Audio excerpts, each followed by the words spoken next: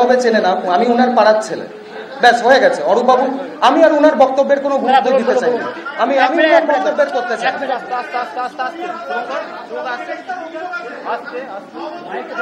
মাননীয় সুপ্রিম কোর্টের একজন করে বলুন দাদা, এটা হচ্ছে না।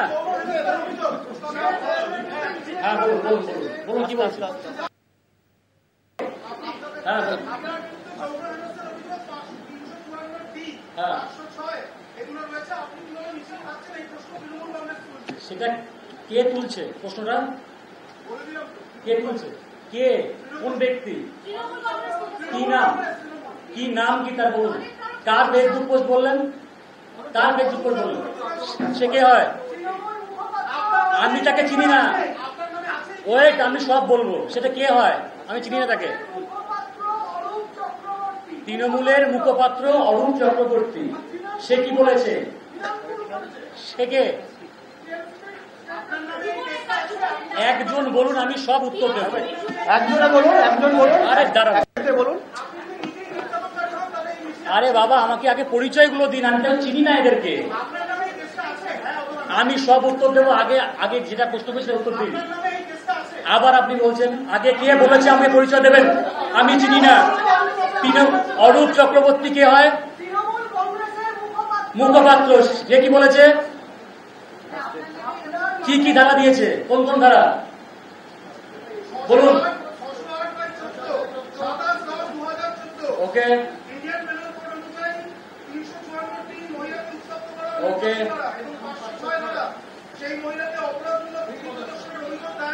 আচ্ছা আচ্ছা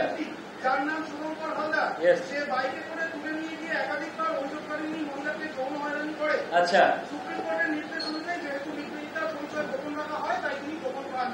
জানি না কোন কাউন্সিলর কি এটা বলেছে, আমি তার সাথে পরিচয় নেই। আমি শুধু তাকে বলছি তিনি কম কেস বলেছেন। আমার নামে নবদ্বীপ থানায় 30 থেকে 32টা কেস রয়েছে। আমি বলে দিচ্ছি, কারণ পশ্চিমবাংলায় শাসকের বিরুদ্ধে লড়তে গেলে আপনাকে জেল কাটতে হবে। আমি 3বার জেল কেটেছি। আমি স্কুল শিক্ষক, আমি ছাত্র সঙ্গে। আমি 3বার জেল কেটেছি।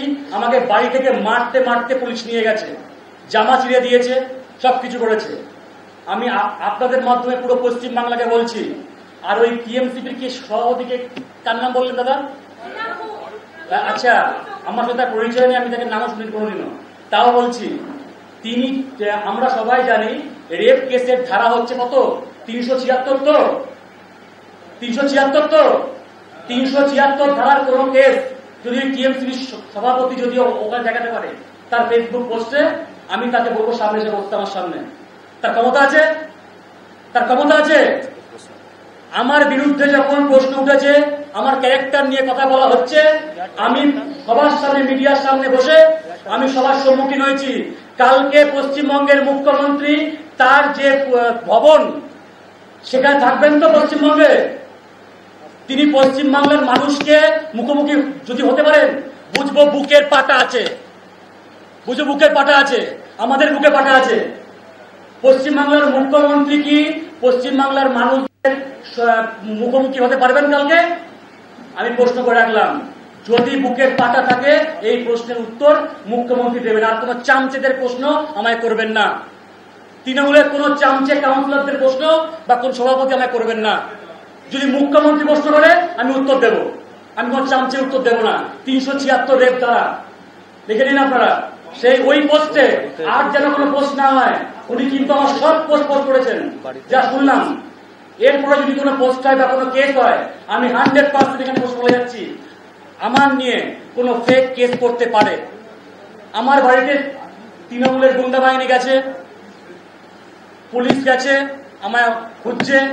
যদি আমার কোনো প্রাণহানি হয়, এর জন্য দায়ী থাকবে পশ্চিমবাংলার মুখ্যমন্ত্রী। কোন চামচেদের কথার উত্তর দেব না আমি। না, শ্লীলতাহানি পশ্চিমবাংলার যারা শাসকের বিরুদ্ধে লড়াই করে প্রত্যেকের নামে আছে।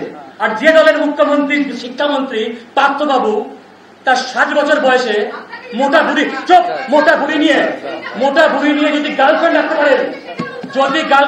পারেন, না বলতে হবে, যদি হবো 100 বার হবো, 100 পশ্চিমবাংলার শিক্ষামন্ত্রী, আপনি কথা কাটছেন, আমি আপনার উত্তর দেবো না। দেখুন, আমাদের তো মিডিয়া হ্যান্ডেল করার এলিগেশন লাগানো হয়েছে, এলিগেশন দিয়েছে আমার নামে। আপনাদের দয়া করে আরে এক মিনিট বলছি। দিদি আপনাকে নয়, প্লিজ দিদি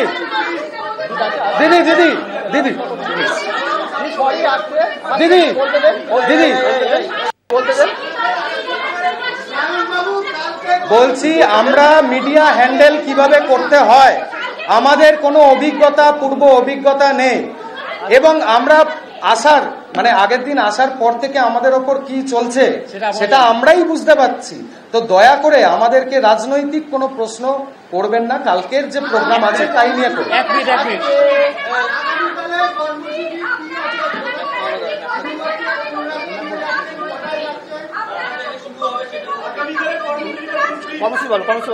আচ্ছা, আমরা পদত্যাগ চাইছি। আপনি আজকে সাধারণ মানুষদের কাছে গিয়ে এই প্রশ্নটা রাখুন যে আপনারা কি দিদি আমি শুনেছি আপনার প্রশ্ন। দিদি উত্তর দেওয়া হবে, আপনার উত্তর দেওয়া হবে, সবারই আপনি প্রশ্ন করেছেন যখন আমাকে উত্তরটা দিতে বলবো। আগে দিদির প্রশ্নের উত্তরটা দিয়ে দে।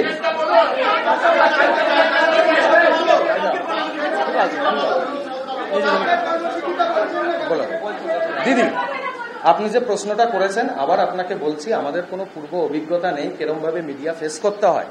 আমাদের কেউ শিখিয়েও দেয়নি, আমাদের পিআর টিমও নেই কিভাবে মিডিয়া ফেস করতে হয়, কি প্রশ্ন করবেন কিভাবে। তাই যদি ভাই আপনাকে এরকম ভাবে বলে থাকে তাহলে আমি ওর হয়ে ক্ষমা চেয়ে নিচ্ছি। এটা গেল প্রথম। দ্বিতীয় হচ্ছে, আমাদের প্রোগ্রামটাকে কোনোভাবে রাজনৈতিক রং, আবার বলছি, এটা যেন আপনারা করবেন না। বলুন, কালকের কর্মসূচি দুটো স্টপ, এক হচ্ছে কলেজ স্কোয়ার থেকে, আরেকটি হচ্ছে সাঁতরাগাছি থেকে। আমরা এরকম একটা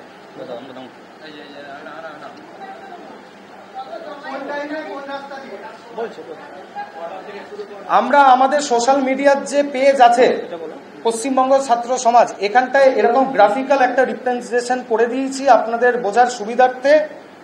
তো এইটি আপনাদেরকে আমরা দিয়ে দেবো, আপনারা দয়া করে সবাইকে এটি একটু জানিয়ে দেবেন। দুপুর 1টা থেকে জমায়েত শুরু হবে। হ্যাঁ, আচ্ছা, ভালো। আচ্ছা, হাওড়া থেকে সংগ্রামী যৌথ মঞ্চে যারা এতদিন ধরে চাকরি পায়নি, তাদের সরকারি চাকরি যারা আন্দোলন করে যাচ্ছে, তারাও আমাদের এই আন্দোলনকে সমর্থন জানিয়েছেন এবং তারা খবর যে হাওড়া থেকে তারা মিছিল করে নবান্নের উদ্দেশ্যে যাবে।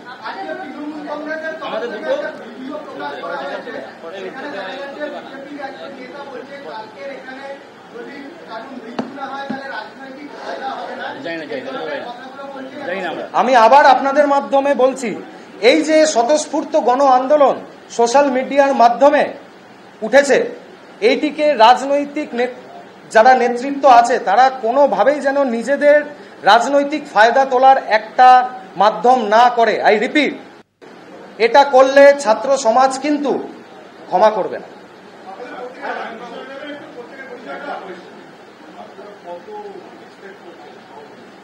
আমাদের কাছে কোনো আইডিয়া নেই। আমরা আমাদের সমস্ত বন্ধু বান্ধবদের জানিয়েছি। আমি যখন ব্যক্তিগতভাবে করেছি, দল মত তাদের রাজনৈতিক আদর্শ নির্বিশেষে তারা বলে আমাদেরকে অ্যাপ্রিসিয়েট করেছে আমার সাথে।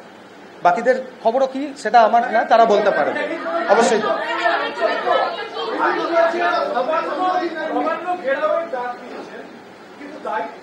আমি ডাক দেইনি দাদা, আবার ভুল বলছেন। এটা সমাজ মাধ্যমে মানুষরা ডাক দিচ্ছে না। আপনারা বলুন না, আপনারা আমাদেরকে একটুখানি বলুন, তাহলে আমাদের কাছে একটু আমরা বলবো। আপনারা কি মনে করছেন কত লোক আসতে পারে?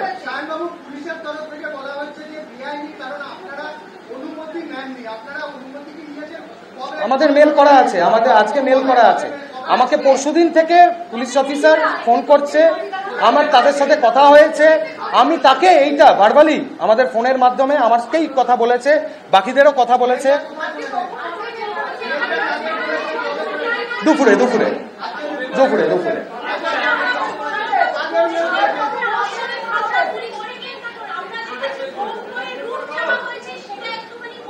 আচ্ছা, পুলিশ কখন কি করেছে আমাদের কাছে সত্যি খবর নেই। হোম সেক্রেটারিকে করা হয়েছে, ডিজিকে করা হয়েছে। আর তাকে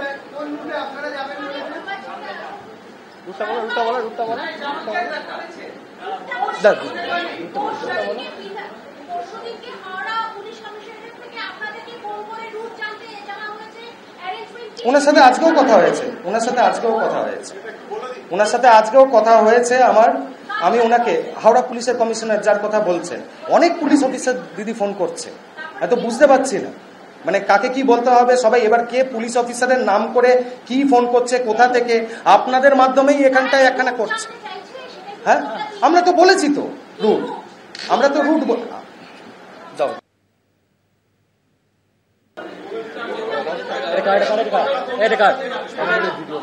আচ্ছা আচ্ছা, আমরা পুরো বিষয়টা এটা রুটটা না আমাদের